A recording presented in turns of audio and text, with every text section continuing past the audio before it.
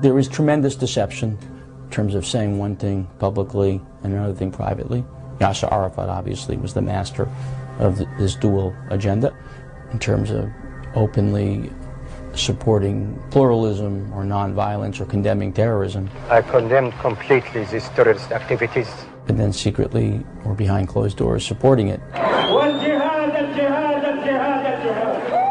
Sometimes you would find a Muslim who appears to be moderate. We were the first, as you may remember, post-September the 11th, who said that the actions of flying planes full of innocent civilians into buildings is not legitimate. But in his deeds, he's not as moderate as he is. We are here to talk about the Magnificent 19.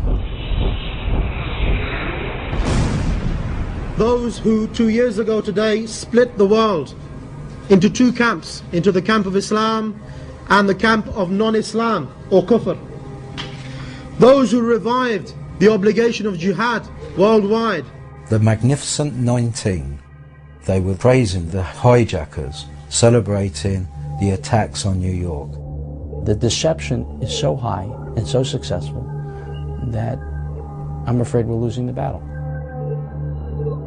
In order to expose British terror groups like Al-Muhajirun and supporters of Sharia, Glenn Genvey collaborated with Jonathan Galt and acquired recordings of the group's meetings held in London mosques. The tapes reveal open incitement to violence and terror, in particular from Abu Hamza al-Masri, who calls upon followers to kill the kuffar, or non-Muslims. What makes Allah happy? Allah is happy when a kafir is killed. Abu Hamza, in one of the clips, is talking about the word kufar, that if you are not a Muslim and you live in a Muslim land, you are like a cow. That's his word. You see the Islamic rule, if a kafir goes into a Muslim country and he's walking by, he's like a cow going, anybody could take him. That is the Islamic rule, and this is the opinion of the fuqaha. It's not my opinion. If you read the books of jihad, you'll see.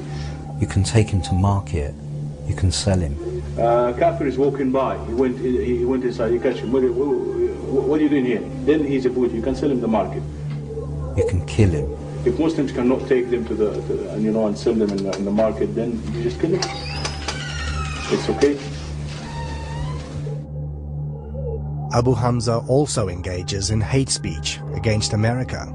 America is a blackmailing nation which will take power until there is nobody in the planet out of its order.